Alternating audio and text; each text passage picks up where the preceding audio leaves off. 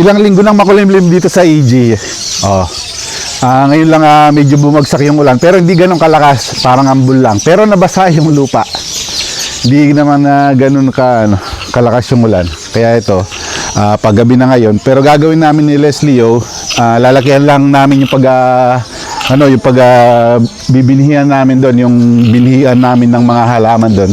Para naman susunod, makapagpabinhi na kami. Pero as of now, di ko pa sure kung ano ipapabinhi namin doon. And dito tara Leslie. Ito si Leslie. Mag-hi ka muna sa mga kaluts. Yan, kung nakikita nyo, naka sila. Prio, naka-jacket sila. Malamig, malamig ngayon dito sa EG. Si Dana rin, naka-gap pa. Dana yun. Tara na. So, paggabi na rin kasi ito, ang ganda ngayon ng bunga ng mga papaya namin. So, ito, di ba? Lalaki. Pero yung dito, medyo siguro dahil medyo nanilaw, tapos medyo kumulang ng pataba ng konti. Yan, medyo maliliit. Pero nag-uumpisa na silang magbunga ng marami. Sana mahabol pa natin yung vitamins nila na malagyan natin para naman makabunga pa ng marami. Ito, kasalukuyan nagpapagawa ng bahay si Timothy. Yan, ganito po yung paggawa nila ng bahay dito. So yan kasi nakaraan may bubong yan, tapos ngayon pinatanggal niya. Ito lang konti lang. Pero dito, tingnan mo dito, hindi na sila gumagamit ng 2x2. Kasi makapal na yung pinang-forma nila, ginawa na lang is ganito. So kailangan pantay ito. Makapal na, tapos ipapako na lang. Di ka guys sa atin, di ba, pag nagforma, either pala na lalagarin, tapos maglalagay ng 2x2 para siya tawag dito, mag-kwadrado. Pero dito direkta ng ganyan. Kaya lang dapat ma-sure nila na pantay talaga yung pagkatabas. Pero dito tingnan mo, inulugan naman nila tali. So malaki din yung nito mas pag natapos. So yun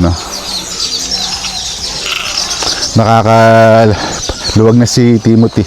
Hindi pa unti-unti rin niya. Alam niyo naman bahay, di naman isahan lang yan. So tingnan niyo medyo mabasa yung lupa natin. Ito lang, gusto ko lang extend to. Extend natin kasi tumigas na yung lupa. Ito. So kuha pa tayo ng hollow blocks para lumaki yung natin. Yan, extend lang natin kasi may papaya dito tayo mga kaluts. Dana.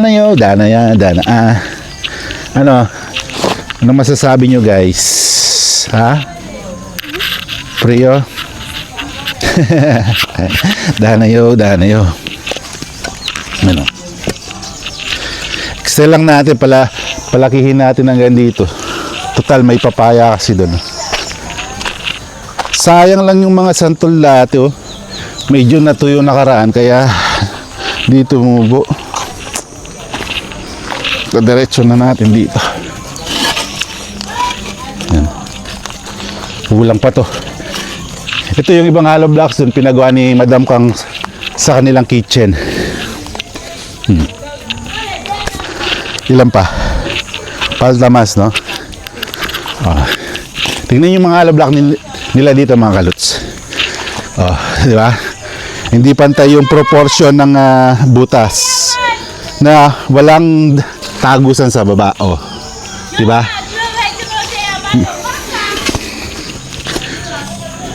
Tara, kuha pa tayo doon, hollow blocks.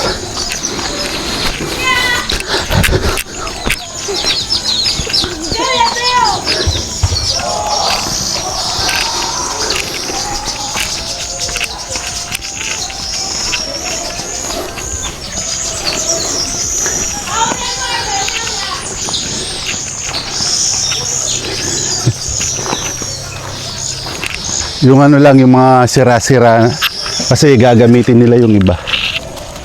Ay, solo de bien. Okay.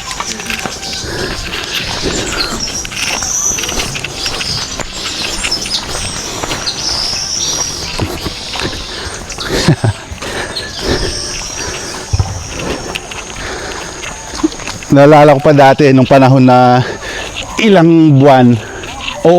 Inabot pala ako ng ilang buwan. Nagipagtrabaho ako ng construction sa Manila. I think natandaan ko sa Pasig dati. Yung hukayan dati.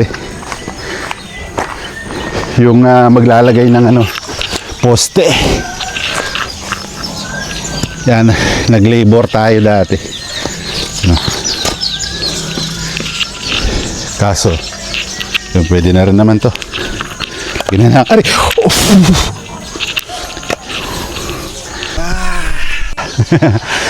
Malalaki yung hollow blocks nila rito. Mga siguro to, this size or 4 or size ito.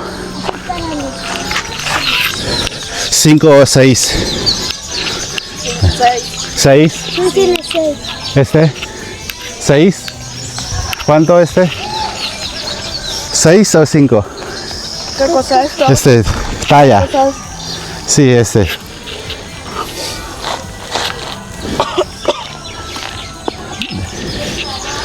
Six na yata ito. Lawak eh. Di ba? Danayo. Pakita muna natin yung mga halaman natin. Ito, Leslie Obamos, meron de plantasyon. O di ba? Nag-aano na ulit, nagbe-berde. Simula nung nadidiligan ni Leslie sa kanida na. Gumaganda na. Di ba? Hasta tu poner agua, ahora se sale bien. Okay? Ahora lluvia también. May ulan na din. Leslie, di aquí, no?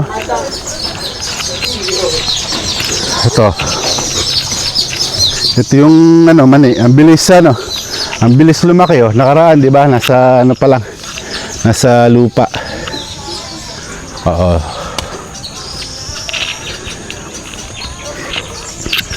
Makaka-harvest ng rito, mga 10 sako. 10 sako ba ako, Heraki? Leslie? 10 sacos Sí, sacos. de cacahuete. Sí. Lo vamos a vender, ¿no? Come. May ibebenta daw namin. Vamos a plantar más de esa berenjena para vender. Sabi niya ibebenta daw. Tu pwede vender? Sí. Ano pa ba yung mga gusto mong ibenta, Leslie? ¿Qué tu más cosas tu quieres vender? Eso, ocro. Tomate. Ocro y tomate. Ocro.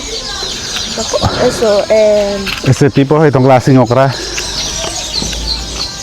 no, el que tú quieres, el más largo. Ah, este. Yung pahaba daw, yung nagaling Pinas. También quiero vender meñonis. Meñonis. Mayonnaise? Meñonis. ¿Qué mayonnaise? Lo que plantamos aquí. Ah, ese berenjena. Ajá. Oo, berenjena. En come meñonis. Vamos a buscar a semilla. Kasi nakaraan, di ba, maalala nyo sa mga previous videos natin na sunod-sunod yung harvest namin, tapos dami namin nabigyan. Nung bumasyal pa si Mami Kuana dito, nabigyan rin namin eh. So, tapos sila Miguel, tapos yung mga kapitbahay niya. Tapos nakapagbenta ka, no? Tu vender mucho no? Ito, bendido. Dito sa pinagpunlaan namin, medyo malambot. Maganda yung lupa.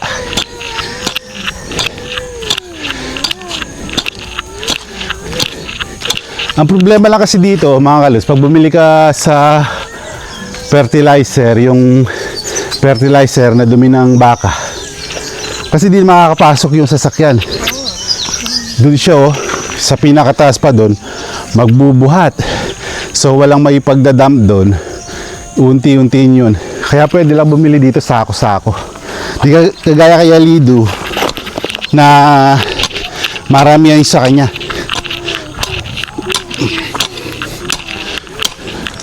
Ayun, tumubo na rin yung mga yung mga platano. Pakita nyo, Leslie, yung mga platano. Kondana. Kohera video ese de.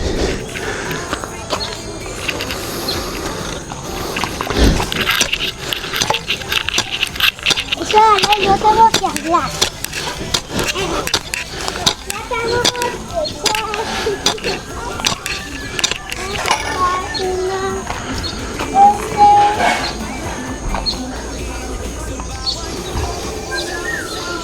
Ahí está.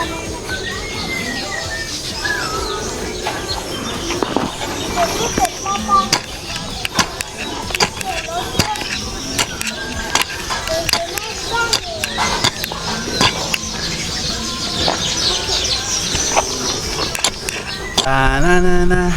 Da, na, na. Leslio. Yan, tapos na. Let's go. Nililinis na lang natin. Kaya plantado platano. Sino nagtanim ng platano? Leslio o Dana? Dana, no? Si Leslie Plantado Kakawete. Nagtanim ng platano si Dana, nagtanim ng kakawete o mani si Leslio. So yan. Papatagin lang natin. Yun oh, may timpa yung lupa oh. Kaya ang ganda ng tubo ng mga papaya namin na punla dati. Yung similyar namin dito. Ito na. So ang daming bunga oh. 1, 2, 3, 4, 5, 6 papayas ni Dana at saka ni Leslio. Pangayo, mang pang-apuros, mula sa Pinas, dala ang pangarap hanggang sa Afrika, hindi sumusuko. Bawat umaga, bagong pag-asa, kasama kayo sa bawat kwento. Kahit saan man tayo mapunta, pusong Pinoy ay laging dala. Ngiti at saya, sabay nating buuin. Sa bawat vlog, sama-sama natin. Kalutong Pinoy sa Afrika, pusong Pilipino, dalay pag-asa.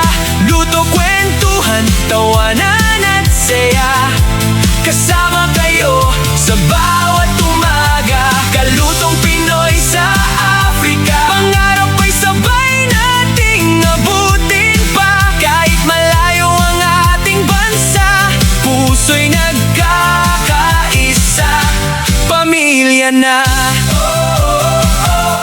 May hirap man at may pagsubok, hindi mawawala ang ating ngiti.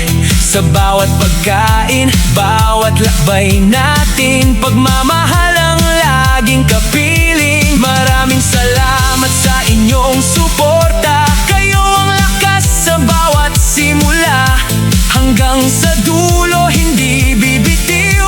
Kasama kayo sa bawat tagumpay. Kalutong Pinoy sa Afrika, liwanag ng bawat umaga. Mga pangarap ay ating aabutin, magkasama